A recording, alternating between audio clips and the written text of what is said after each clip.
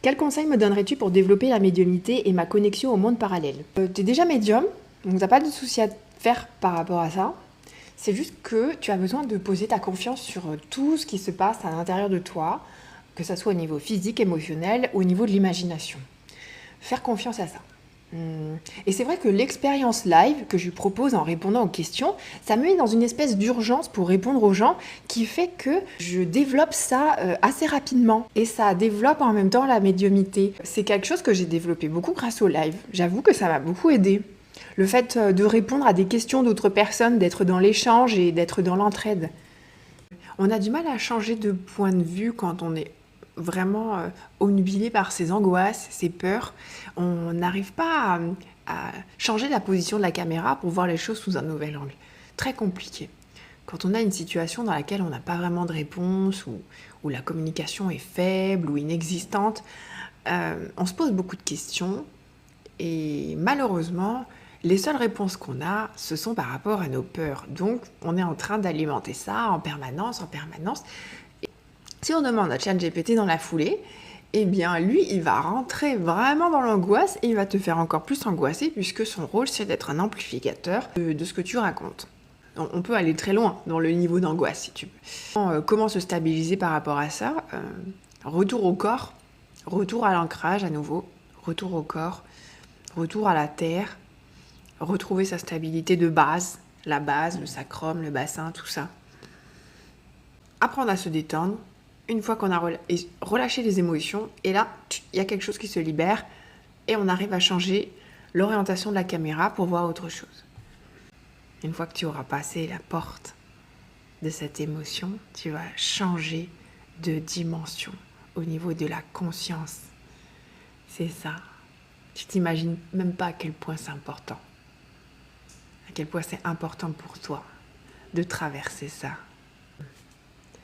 Tu n'as rien besoin de faire si ce n'est de pleurer un bon coup et de reconnaître que tu t'es senti extrêmement blessé dans cette situation et voilà, tu ressens ça, tu le vis et tu ressens cette injustice et tu ressens l'émotion qui monte.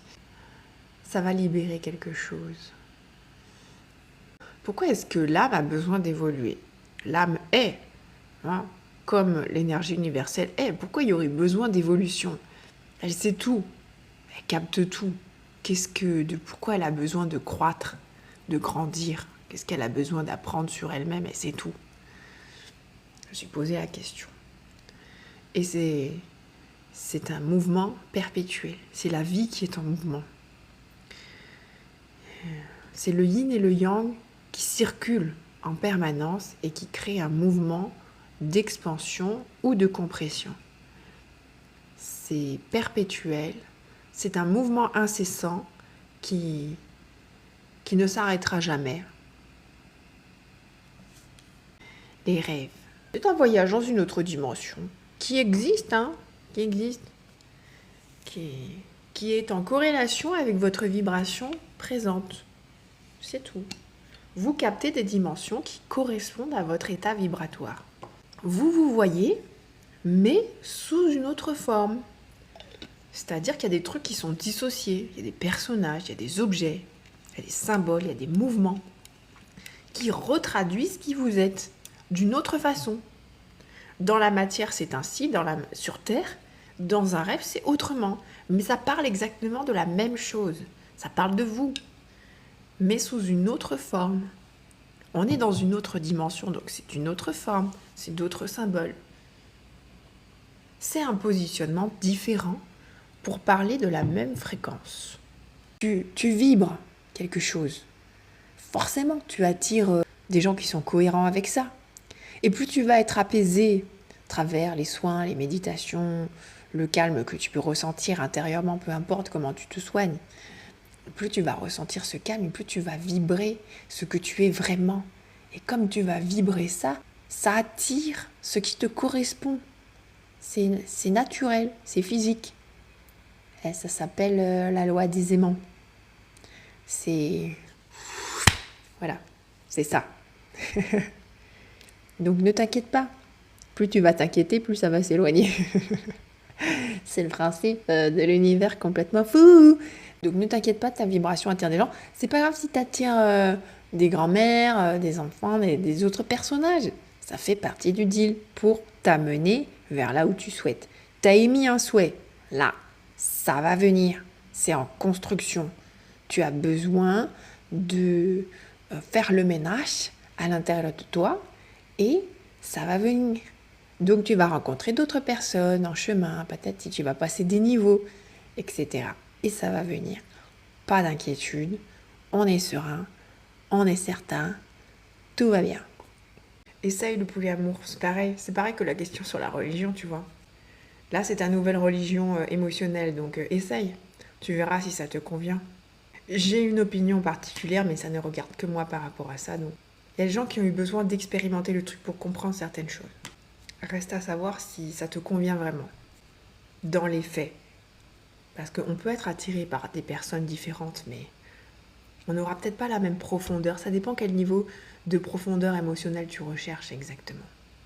Parce que ça peut sembler une liberté, mais en fait ça ne l'est pas vraiment parce qu'on s'interdit la profondeur émotionnelle. On est obligé quand on a plusieurs partenaires. Parce qu'à partir du moment où tu entres dans quelque chose de profond, tu vas vouloir respecter ce lien profondément aussi et ne pas semer la zizanie en allant chercher ailleurs. Parce que tu vas respecter, le respect c'est l'amour, tu vas respecter ton partenaire et le lien que vous partagez. Donc tu ne vas pas tenter de fragiliser ce lien. Si tu décides d'avoir plusieurs partenaires, ça sera toujours assez superficiel. C'est pas un jugement, c'est juste une observation, ce sont des faits. Le tout, ça sera d'être clair avec tes partenaires par rapport à ça, parce que si tu caches des choses, ça aussi, ça va créer des conflits avec les gens. Parce que c'est pareil, si tu partages un lien fort avec quelqu'un, et que lui est dans la même optique, est-ce que tu vas être OK avec le fait qu'il partage des liens forts avec d'autres personnes ? Et la sexualité, évidemment. Est-ce que tu vas être OK avec ça ? À partir du moment où tu vas chercher de la profondeur ou offrir une certaine profondeur, tu seras forcément meurtri si la personne ne respecte pas ce lien. Tu ne vas pas être OK avec ça. Parce que le lien est fragilisé. Si tu ne recherches pas de profondeur, OK. OK. Tu t'impliques pas émotionnellement avec les gens, tu vis ta vie. En fait, c'est comme si tu restais célibataire et que tu avais des expériences sexuelles à droite à gauche. C'est ça le polyamour. C'est on reste célibataire, mais on a plusieurs partenaires. Émotionnellement, on ne s'implique pas tant que ça. Donc il y a une forme de protection. Il y a une protection autour du cœur. C'est pas vraiment de la liberté parce qu'on n'a pas la liberté d'être soi. Totalement. On est dans le contrôle émotionnel. On retient sa profondeur. On retient sa vérité. On retient le lien pour qu'il se passe d'une certaine façon et qu'on ne s'implique pas davantage. Parce que l'acte sexuel, c'est une chose, mais on peut faire un acte sexuel sans profondeur émotionnelle. Mais une fois que l'acte sexuel est passé, il y a comme qui dirait un espèce de malaise. Parce que là, on se retrouve face à face. On est des amis, mais on ne veut pas vraiment vivre ensemble et on ne fait pas vraiment de projet, ou plus ou moins, mais ça reste flou. C'est très instable comme situation, donc c'est assez peu sécurisant aussi. Il y a plein de paramètres comme ça où cette volonté de contrôle, ça se retourne contre soi. Mais pour moi, c'est une forme de célibat. Dites à vos partenaires que vous souhaitez rester célibataire et que vous ne souhaitez pas vous engager et que vous souhaitez expérimenter d'autres personnes en même temps. Voilà. Ça permettra de savoir si la personne est OK avec ça. Donc c'est une fausse liberté. En tant que thérapeute, médium, qui perçoit, qui est sensible à beaucoup de choses, c'est quelque chose auquel je n'adhère pas parce que je recherche une profondeur très intense, très particulière. Je recherche une profondeur émotionnelle que je capte déjà chez la personne. Comme je le capte avec mes patients. Ouais, si je vous perce comme ça un jour, imaginez comment je perce les partenaires. Je les transperce. C'est moi qui les pénètre. C'est un besoin d'avoir un lien émotionnel qui soit respecté, partagé. et pas balancé autour d'un chaos où en fait le lien est tellement fragile qu'il va se briser à n'importe quel moment. Non, il faut de la solidité pour que l'énergie Kundalini monte, qu'il y ait des ouvertures de conscience et qu'on grandisse ensemble. Je voudrais savoir si avec mon ami Mathieu, 36 ans, ça va s'arranger entre nous. Il serait peut-être temps de devenir un prédateur. Tu te prends pour une proie là. Tu attends qu'on vienne te cueillir ou quoi? Qu'est-ce que tu veux? Qu'est-ce que tu veux? Tu le dis si tu veux quelque chose. Hein. Et si ça vient pas dans la matière, c'est que c'est pas fait pour toi. Donc tu le dis. Tu dis Mathieu, qu'est-ce que tu fous là? Pourquoi ça s'arrange pas entre nous? Tu veux être avec Mathieu ou pas? Tu veux être avec Mathieu ou pas? Donc tu montres un peu les crocs, tu dis ça m'a pas plu la dernière fois. Donc tu te comportes comme un homme ou tu dégages. C'est toujours moi qui vais vers lui. Bah, est-ce que ça te plaît? Est-ce que ça te plaît d'aller tout le temps vers lui comme ça là? Hein? Tu pourchasses un enfant ou quoi? C'est un enfant que tu veux dans ta vie? C'est ça qui t'attire? Oh, on veut des hommes, hein? Oh, on veut une panthère comme nous. On veut pas un chaton. C'est amical. Ah, ça m'a l'air d'être une relation amoureuse quand même. T'es sûr que c'est amical? Bah tu le laisses. Le silence montrera si ta présence est vraiment souhaitée. Ou pas. Mais trouve des gens qui te correspondent. C'est une amitié très très forte, ah ouais? Ah ouais. Moi je pense que il y a un petit peu d'amour dans l'air quand même. Il y a des choses qui sont pas clarifiées, ma grande. Tu lui demandes quand est-ce qu'on baise? Et voilà, comme ça, on saura enfin là, arrêter avec votre friend zone et tout ça là. Oui, alors j'ai dit je suis une médium, mais par contre j'ai la bouche un peu grasse. Bon, si c'est un ami, tu t'en fous. Il te parle pas, qu'est-ce que t'en as à foutre? Donc, choisis bien tes amis. Et voilà. Peut-être que Mathieu n'a pas envie de friendzone, hein, c'est pour ça. Voilà, voilà. S'il a été recalé, tu m'étonnes que ça l'a un petit peu refroidi. Moi, j'aurais une question globale sur ma relation, sur comment elle va se dérouler, Mélissa. On va visualiser le lien, mais c'est dans l'instant présent, hein, ça va pas... Attention, je ne traduis pas un futur rigide. Je traduis une vibration présente. Pas pareil. Il y a un petit coffre. Ah bah j'ai une image. Ok. Vous interagissez dans un espace commun, effectivement, mais dans le grenier, il y a un petit coffre qui prend la poussière et qui est là. Et le garçon... Enfin, ça peut être aussi ton énergie masculine, mais il souhaite pas que tu montes au grenier pour aller chercher le coffre. Il y a un secret qui n'est pas... Il y a quelque chose de caché chez monsieur et peut-être à l'intérieur de toi, parce que ça reflète aussi une partie de toi. Il y a quelque chose qui n'est pas dit, il y a quelque chose de caché, il y a quelque chose de sous-jacent, et ça t'angoisse un petit peu. Ça t'angoisse un petit peu. C'est pour ça que tu te poses des questions. Tu sens qu'il y a quelque chose qui n'est pas dit. Je sais pas ce que c'est dans un coffre. C'est une petite boîte. Là, c'est un petit peu comme ça. Mais avec une sorte de verrou. Alors, je sais pas si je vais... C'est un petit peu comme ça, mais avec un verrou. Bah oui, ça peut être beaucoup de choses. Mais en fait, on est dans le grenier en haut. Donc ça touche à l'inconscient, ça touche à quelque chose de profond chez la personne. Bah oui, mais ça prend la poussière, ça veut dire que c'est là depuis un petit moment. C'est là depuis le début de la relation. Peut-être... voilà. Mais c'est quelque chose qui est partagé, c'est dans le lien, c'est dans la maison que vous partagez. Donc c'est quelque chose qui n'est pas dit, mais dans le lien. Ça concerne pas forcément... En fait, c'est monsieur qui empêche l'accès, mais ça fait partie du lien. C'est quelque chose qui n'a pas été clarifié entre vous deux et c'est un sujet qu'il ne souhaite pas forcément aborder.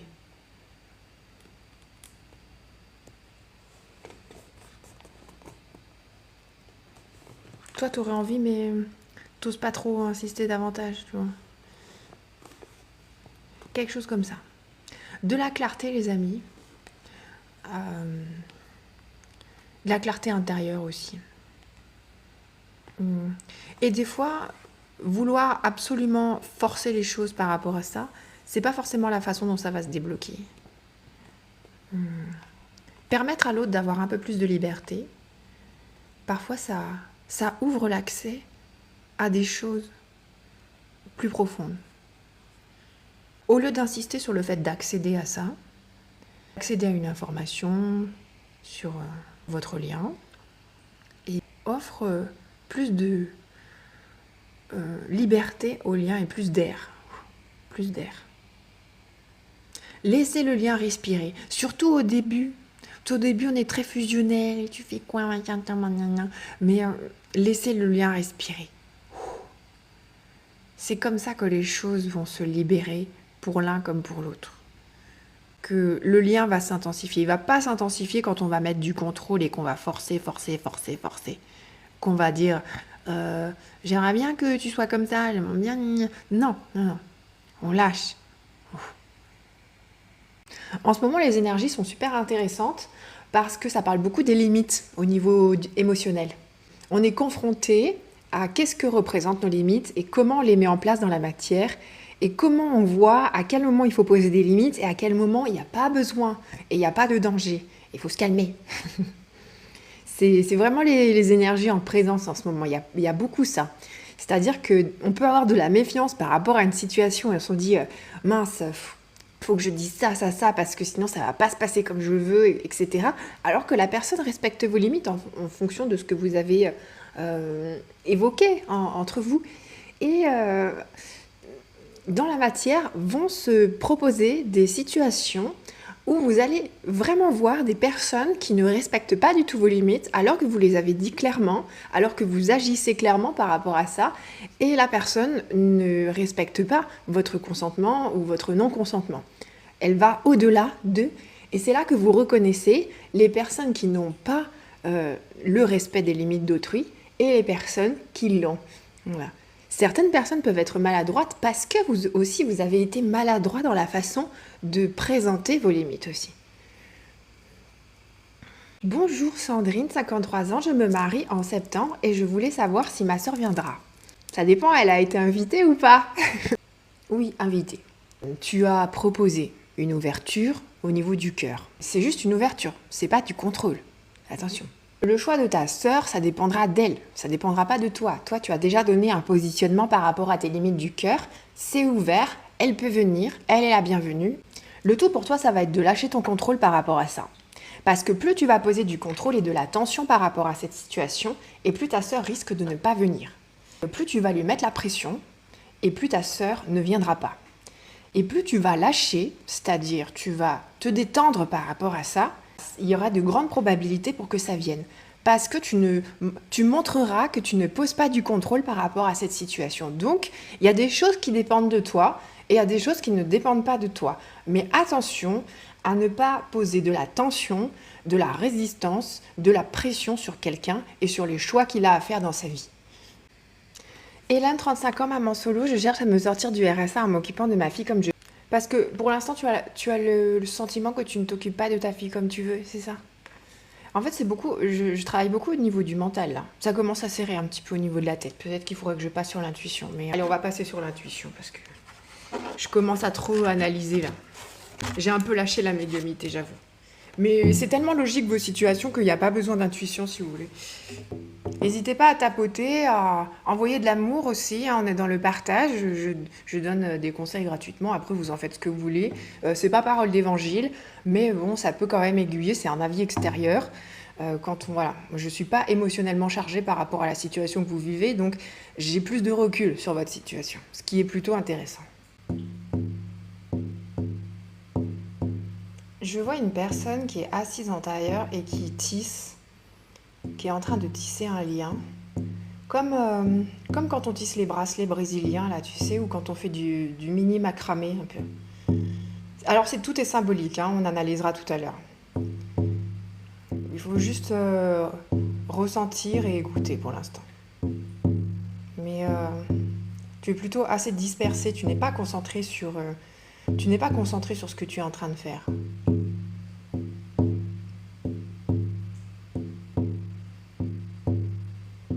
Tu tournes la tête devant, derrière, à droite, à gauche. Tu es angoissé par rapport à quelque chose. Et du coup, tu ne tisses pas le lien. Tu t'arrêtes de tisser le lien. La solution d'entrée de jeu, ça serait de se concentrer et de tisser le lien, de se concentrer sur finaliser le tissage. Déjà, ça serait pas mal. Et tirer déjà beaucoup plus vite.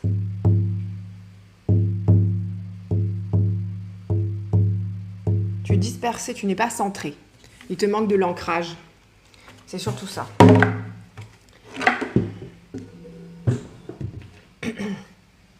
Il te manque de l'ancrage. Tu vois, tu poses plein de questions et tu n'écoutes pas ce que je t'ai dit. Donc, c'est ça. Tu es là, tu es à droite, à gauche. Ah, il y a plein d'angoisse. Qu'est-ce que je vais faire? Qu'est-ce qui m'arrive? Non, stop. Stop. Tu es en train de tisser un lien et tu n'es tellement pas concentré sur le fait de tisser le lien que non seulement tu arrêtes de tisser, mais en plus, tu es obnubilé par plein de trucs et tu es envahi par toutes ces angoisses qui montent et qui t'empêchent de te concentrer sur l'instant présent. L'instant présent, c'est quoi? Le lien, c'est certainement le lien avec ta fille, tu vois. Mais le fait d'être dispersé dans toutes ces inquiétudes, eh bien, tu ne solidifies pas le lien avec ta fille. Donc la priorité, c'est de te concentrer sur le lien avec ta fille. C'est ça la priorité. Parce que tant que tu seras dispersé comme ça, eh bien, tu ne vas pas avancer dans quoi que ce soit. Donc, une chose à la fois, on stabilise le lien, on le solidifie. Une fois que le tissage est terminé, là, tu pourras te concentrer sur des questions qui te concernent. Une fois que le lien sera fait, une fois que le bracelet sera fait, ça sera le moment pour toi de te concentrer sur d'autres questions et d'avancer vers ça et de monter en conscience par rapport à ça. Elle me court sans arrêt après. Et oui, parce qu'elle sent que le lien n'est pas stabilisé. Donc c'est important pour toi de continuer le tissage. Tu dois continuer le tissage. C'est important. C'est une phase de sa vie où elle a besoin que tu solidifies la relation, que tu solidifies le lien que vous partagez ensemble. C'est ça qui est le plus important. Il n'y a rien de plus important que ça pour l'instant. C'est la base d'un être humain. C'est d'avoir des caregivers qui partagent un lien authentique, sincère et solide. C'est très important parce que ça va déterminer toute sa vie relationnelle. Je me sens dispersée. Donc voilà, profite de ce moment que tu as avec ta fille pour consacrer du temps à ce lien. Très, très, très important. Parce que les années vont passer, ça va passer très, très vite. J'ai vécu un traumatisme il y a 2 ans. Depuis, je me sens dispersée. Comment me reconnecter à l'amour? Ça va être par la détente. Ça peut être avec l'aide de thérapeutes. Méditer. Replonger dans ce que ça t'a fait ressentir aussi. Parce que si le traumatisme demeure, c'est qu'il y a une émotion qui n'a pas été digérée, qui n'a pas été traversée. Parce qu'il n'y a pas eu de changement d'état d'esprit par rapport à ça. Pas encore. Mais c'est pas grave. Mais le fait que tu te poses la question, c'est-à-dire qu'on est en chemin vers un changement de cette situation qui est en train de stagner. Parce que là, tu es dans une boucle karmique qui tourne à l'infini. Ça serait bien qu'on en sorte. Je vais relire un extrait de mon livre. Chakra coronal.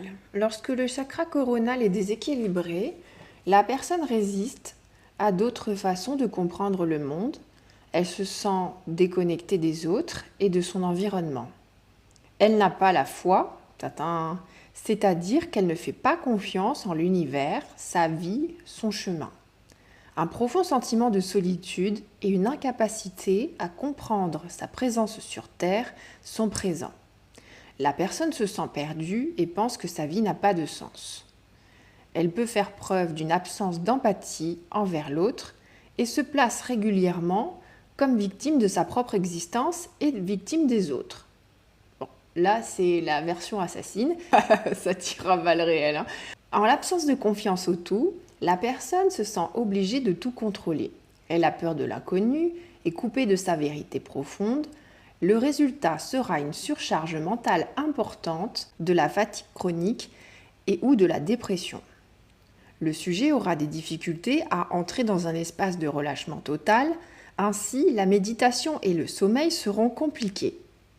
La personne est dans la fuite constante de ce qu'elle est, par l'évasion imaginaire ou par l'idéalisation fictive, par l'hyperstimulation mentale ou physique. Donc on a un chakra coronal déséquilibré, c'est-à-dire sous-actif ou hyperactif. Là on a les deux. Les croyances limitantes les plus fréquentes sont « je suis inutile », c'est dommage, ça fait mal, « je suis seule, je ne peux pas accorder ma confiance sans souffrir, j'évite ce que je vis et ou ce que je suis, je dois mériter l'amour. Si je suis vrai, je serai rejeté. » Lorsque le chakra couronne est équilibré, voilà, on propose des solutions quand même, parce que là c'était... Lorsque le chakra couronne est équilibré, la personne ressent une connexion à tout ce qui l'entoure. Sa vie devient un jeu de pistes où chaque expérience est une nouvelle façon de se rencontrer soi. One is all and all is one. L'un est le tout et le tout est dans l'un. L'ego de la personne est purifié régulièrement par la lumière reçue du chakra couronne comme un flot continu d'amour universel cosmique.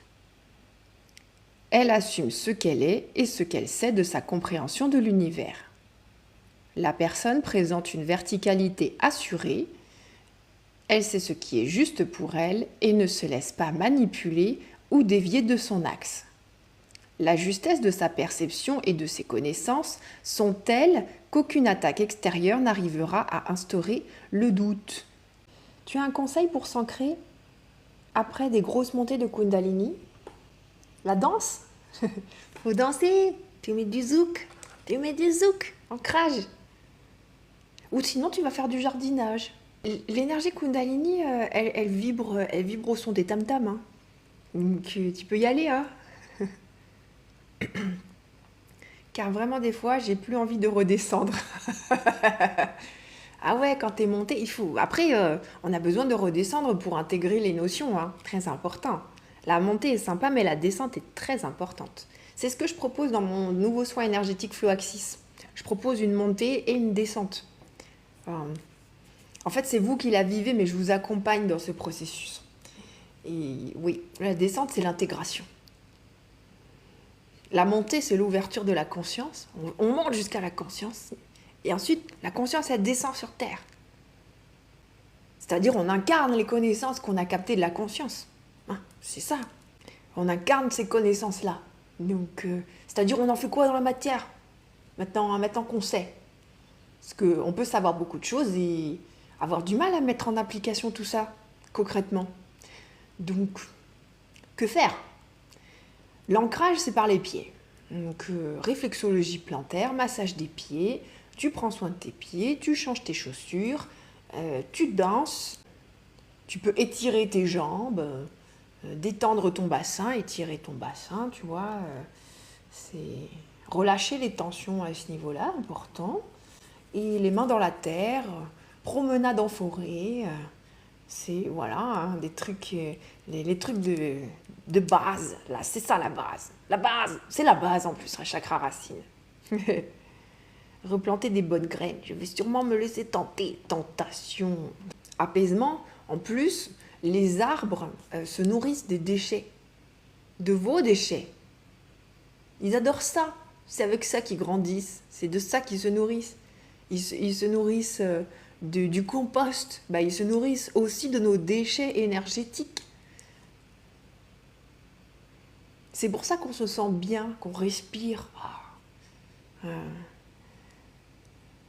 Oh, c'est bizarre, on se sent bien dans la forêt, mais oui. Parce que déjà, les arbres, ils sont verticaux. Ils nous enseignent à rester vertical, à rester ancrés et connectés au ciel aussi. Et ensuite, eh bien, ils aiment bien manger nos déchets.